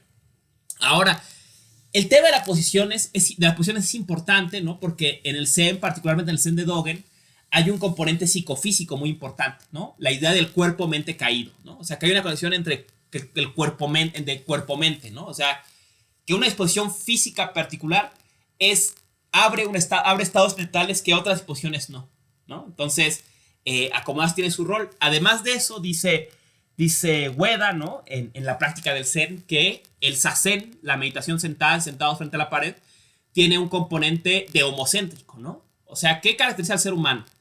Andar en dos pies. El Zazen te regresa al piso, ¿no? Incluso van a sentirse raros de ver su casa a esta altura, ¿no? O su espacio a esta altura, ¿no? Está hecho para ir al mundo, ¿no? Estar volcado al mundo, como decía Heidegger. Te pone frente a una pared. ¿Dónde está el mundo ahí? ¿No? O sea, el mundo está acá atrás, ¿no? Estás frente a la pared, ¿no? El ser humano es un animal técnico. Está volcado al mundo con sus manos, ¿no? Y agarra y manipula y entonces domina, ¿no? Las manos se regresan al centro. El ser humano practica la teoría, o sea, ve. Entonces, vamos a... No cerremos los ojos, porque tampoco nos vamos a refugiar en una interioridad, sino vamos a ver el no ver, digamos, ¿no? El ser humano es un animal racional. Entonces, intenta pensar en el no pensar. El ser humano es un son logón, ¿no? O sea, no solo racional, sino discursivo. Entonces, agarra la lengua y se cancela el logón, ¿no? Se cancela el logón. Entonces, es un poco la idea, ¿no? Dice él, es una labor de antropomorfizante, o sea, de quitar la forma humana o la disposición humana de ir hacia el mundo, encerrándote en el Zazen. Ahora, el Zazen, dice Dogen, dice Ueda, no dura eternamente. O sea, no estás así sentado ni siquiera Bodhidharma estuvo sentado eternamente. Bodhidharma estuvo sentado por 9 años y a los 9 años se paró. En el caso del Zazen, se suele practicar por 30-35 minutos. ¿Das 35 minutos? Y entonces se oye una campana en el templo. Y esa campana anuncia el fin del Zazen. Y lo que sigue del fin del Zazen es el Sanzen, que empieza por pararte. No lo voy a hacer porque ya está viendo cámaras de acá, pero imaginemos, ¿no? Pararte, ¿no? Normalmente se practica una meditación andando, caminando, en círculos, hasta que suena la campana otra vez y se vuelve a la meditación. O en ese tiempo se llama a algún alumno a hablar con el maestro y el maestro le dice, le da algunas indicaciones de su práctica. En el Sanzen, en este levantarse de la meditación, se incluye también el koan, ¿no?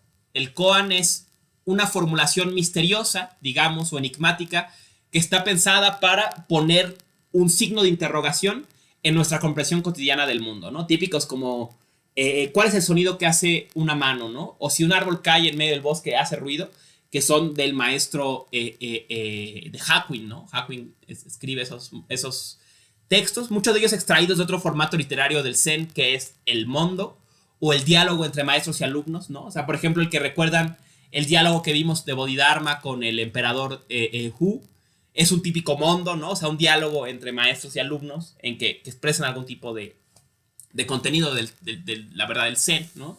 Y que, digamos, orientan la práctica. Pero la idea es que el koan solamente sirve para ayudar o medir lo profunda que está siendo la práctica del Zazen, ¿no? O sea, digamos, no hay una solución inmediata a un koan. El koan se resuelve practicando, dejando que nos penetre y desde esta posición de estar sentados y levantarnos, ofrecer una nueva comprensión de, ¿no? De hecho, es usado como una herramienta del maestro para medir el nivel de comprensión que va alcanzando cada alumno a través de su respuesta al koan, ¿no? ¿Cuál es el significado de mu? ¿No? Vacuidad, digamos, ¿no? Pues hay, según yo podría decir vacuidad, ¿no? Y me dirían, ay, ponte a meditar, ¿no? Entonces me levantaría y diría el sonido de una mano y decía, no te hagas, güey, yo sé que estás leyendo los libros, ponte a meditar más, ¿no? Y eventualmente tal vez llegaría una respuesta en que dirían, Emiliano ya resolvió el koan, ¿no? Ya entendió esa respuesta, ¿no? Y el tercer componente del que habla, que va de la mano del Sanzen, es el Sanzen es el abrirse al mundo, ¿no? Dice él incluso, el Zazen no es eterno, ¿no? Hay que pensarlo como un péndulo, ¿no? De la meditación al abrirse al mundo otra vez, al regreso al mundo. Meditación, regreso al mundo. Y dice, entre más profundo meditas, más te abres al mundo en su naturaleza búdica.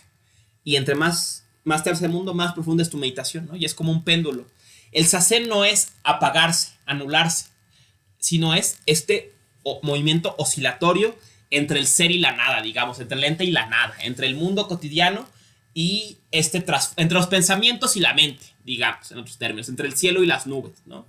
Es la intención de esta oscilación, ¿no?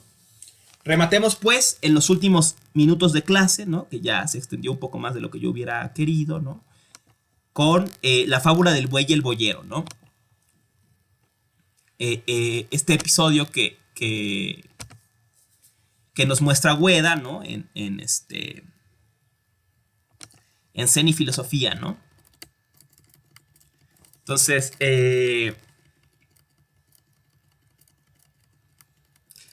supone que esta fábula, que está acompañada de unas ilustraciones, expresa el camino en la práctica del Zen, ¿no? Vamos a verlas rápidamente y glosarlas. Y bueno, Ueda, saben ustedes, pone énfasis particular en los últimos 3 momentos, ¿no? En el 8, 9 y 10, ¿no? Entonces vamos a ver